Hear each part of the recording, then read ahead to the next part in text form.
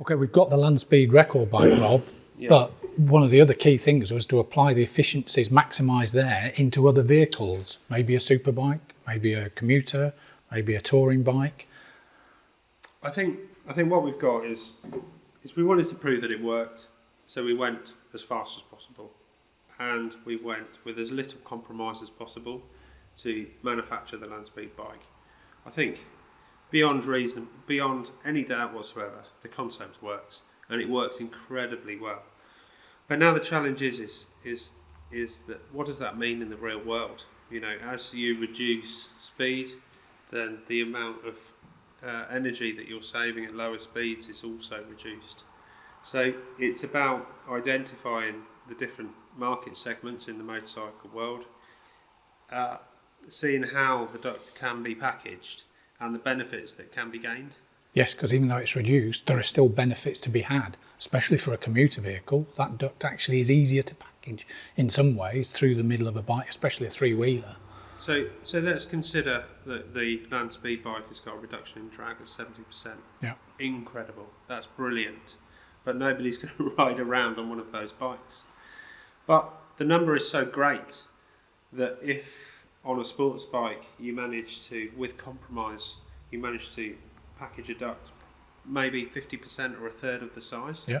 If you could increase the aerodynamic efficiency of a superbike or a sports bike by 15 or 20%. That's a huge gain, still right huge. There. Yeah. I mean, if you went to an engine manufacturer and you gave them £100 million to get 20% more power, to get 20% more energy for the same, more energy out of an engine for the same, potential energy from the fluid, they couldn't do it. So from fuel. So I think the duct gives the opportunity for free energy in effect. Yeah, absolutely, free energy. So what we have done is we've been very strategic in what we're going to do next. So the assumption is that the biggest gains will come from the fastest vehicle with the most radical duct executed in the most radical way, completely without compromise. Get rid of the forks, get rid of anything that's in the way. Just make sure that duct gets through. Compromise the rider position, and make sure that it's as aerodynamically efficient as possible. That's what we've done with the high-speed demonstrator.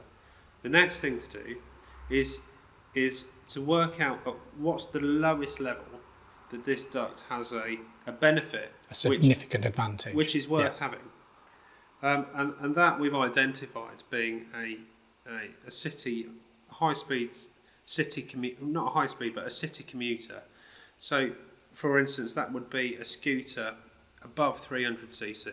So they're still getting up to 60, 70 miles per hour. So any aerodynamic benefits there are going to show themselves. Yeah, absolutely. So what we've done is we've taken an OEM's motorcycle, a three-wheel bike, which is currently being manufactured by one of the big four Japanese companies.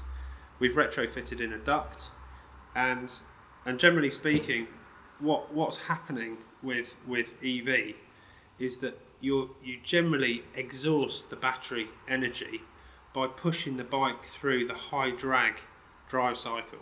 Yeah. So generally speaking, a bike will do a fair few miles, and an EV bike will do a fair few miles urban. But as soon as you start riding it sport and you go into the higher speed ranges, the battery just gets destroyed. It gets depleted very quickly. But that's exactly where the duct starts to really make a difference. What we've got a situation where the duct works at speed. Yep. And EV struggles at speed. So EV is quite efficient at low speed, and our duct loses its advantage as it moves below 30 miles an hour. So our next creation, we've got a 300cc three-wheeled scooter manufactured by an OEM. We've put the duct in it, and we've reduced the drag on the motorcycle aerodynamically by 25%. But we've added 7.5 kilowatts of hybrid energy. Yep. And that means that we've managed to manufacture a motorcycle that has the performance of a bike, which is much bigger, but for half the CO2 emissions for the same drive cycle.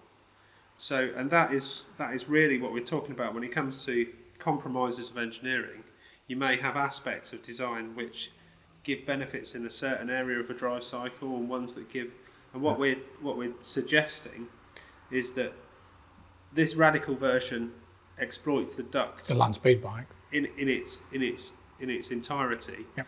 The real world is that maybe that this duct can be included in lower speed vehicles, and it works in harmony with technology that's already out there to give an overall package of benefit. That is much more efficient. Correct. Greener, better use of the battery. Yeah, and the good thing about the duct is that it doesn't matter what the powertrain is. No. So if we decide small IC engine. Yeah, if we decide we want a small internal combustion engine or batteries, or in future we decide that batteries was a big mistake and we want to go hydrogen fuel cell, then it doesn't matter. As long as we can package the duct, we can harness the benefit.